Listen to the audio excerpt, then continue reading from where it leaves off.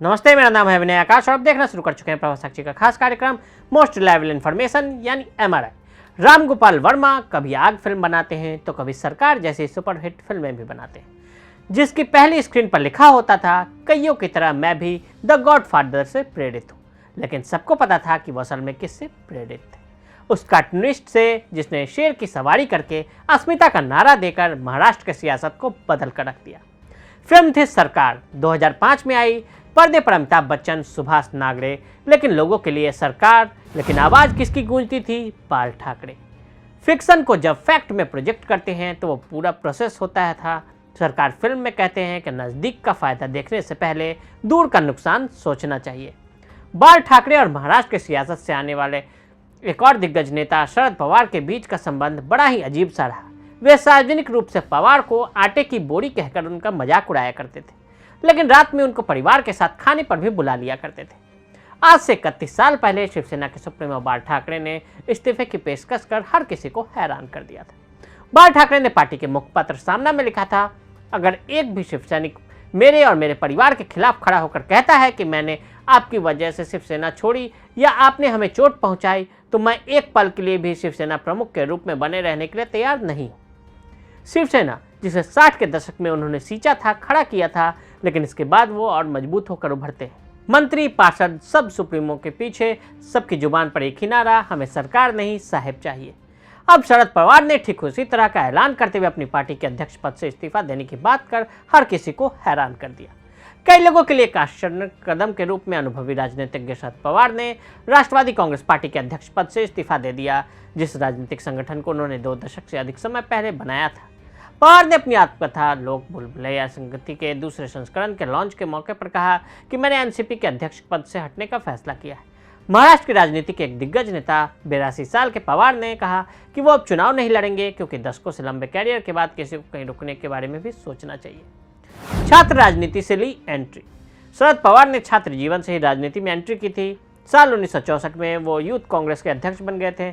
50 साल से अधिक समय से राजनीति में एक्टिव रहे शरद पवार कोई चुनाव नहीं हारे। शरद पवार ने अपने राजनीतिक गुरु यशवंतराव चौहान के मार्गदर्शन में पहली बार 1967 में महाराष्ट्र विधानसभा के लिए निर्वाचित हुए। पवार महज 38 साल की उम्र में सीएम बन गए थे। उन्होंने इंदिरा गांधी से मुलाकात करते हुए अपना अलग दल बनाया। हालांकि 1980 में इंदिरा गांधी की सत्ता में वापसी के बाद उनकी सरकार को बर्खास्त कर दिया गया था। इंदिरा से बगावत कर बनाया अलग दल। वर्ष 1977 में लोकसभा चुनाव होते हैं और जनता पार्टी की लहर में इंदिरा गांधी को पराजय हासिल होती है। महाराष्ट्र में भी कांग्रेस पार्टी को कई सीटें गंवानी पड़ी। हार से आहत शंकर राव चौहान नैतिक जिम्मेदारी लेते हुए मुख्यमंत्री पद से इस्तीफा दे देते हैं। वसंत दादा पाटिल को उनकी जगह सीएम पद की कुर्सी मिलती है। आगे चलकर कांग्रेस में टूट हो जाती है और पार्टी 2 खेमों यानी कांग्रेस यू और कांग्रेस आई में बढ़ जाती है। इस दौरान शरद पवार के गुरु कहे जाने वाले यशवंत राव पाटिल कांग्रेस यू में शामिल हो जाते हैं। वहीं उनके साथ शरद पवार भी कांग्रेस यू का हिस्सा हो जाते हैं। वर्ष 1978 में महाराष्ट्र में विधानसभा चुनाव हुआ, जिसमें कांग्रेस के दोनों विभाजित दलों ने अपना भाग्य आजमाया। जनता पार्टी को सत्ता से दूर रखने के लिए कांग्रेस यू और कांग्रेस आई मिलकर सरकार बना लेते हैं और वसंत दादा पाटिल सूबे के मुखिया बनते हैं। इस सरकार में शरद पवार उद्योग और श्रम मंत्री बनाए जाते हैं। लेकिन फिर अचानक जुलाई 1978 में शरद पवार कांग्रेस यू से अलग होकर जनता पार्टी में मिल जाते हैं और महज 38 साल की उम्र में राज्य के सबसे युवा मुख्यमंत्री बन जाते हैं। जब पीएम बनते बनते रह गए पवार। शरद पवार की जिंदगी से जुड़े किस्से को याद किया जाए तो बिना 1991 के उस दौर को याद किए पूरा नहीं हो सकता, जिसकी टीस आज भी पवार को है। 1991 का वो साल था जब पवार को लगा कि वो हिंदुस्तान के प्रधानमंत्री बनने के सबसे करीब है। वे राजीव गांधी के बाद के युग था और कांग्रेस सत्ता में आई थी। नरसिम्हा राव के नेतृत्व में उन्हें रक्षा मंत्री के पद से संतोष करना पड़ा। सोनिया के खिलाफत और एनसीपी का उदय। 1999 का वो दौर शरद पवार ने कांग्रेस से हटकर अपनी अलग पार्टी बनाई, राष्ट्रवादी कांग्रेस पार्टी। पवार ने ऐसा इसलिए किया क्योंकि उन्हें लग रहा था कि कांग्रेस में उनका ग्रोथ नहीं हो रहा।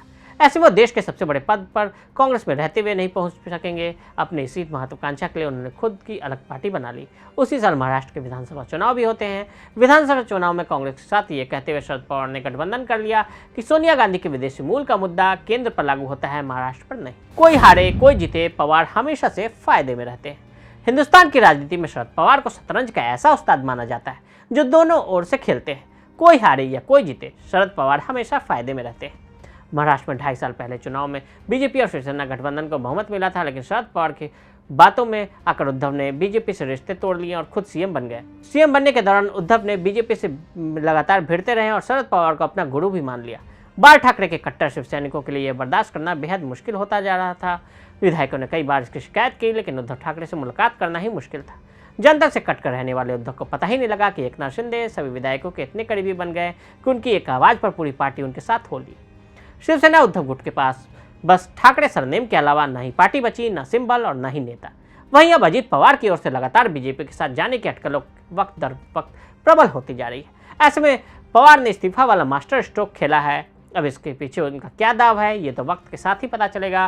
क्या ये परिदृश्य बाहर रहकर एनसीपी को बीजेपी के साथ जाने के लिए मौन सहमति है, या फिर भतीजे पवार को नवंबर 2019 जैसे किसी कदम उठाने से रोकने के लिए उठाया गया महत्वपूर्ण कदम। लेकिन जो भी हो, शरद पवार को यूं ही नहीं, जनता राजा यानी समझदार नेता कहते हैं। वो मोदी के भी खास बने हुए हैं और विपक्ष के भी महत्वपूर्ण नेता बने हुए हैं। तो आज हमने आपको शरद पवार के एनसीपी अध्यक्ष पद छोड़ने की कहानी बताई। आज के लिए दे इजाजत। ऐसी रिपोर्ट्स को देखने के लिए प्रभा साक्षी के साथ लगातार बने रहे। वीडियो को देखने के लिए फेसबुक, ट्विटर पर फॉलो करें, यूट्यूब पर प्रभा साक्षी को सब्सक्राइब करें।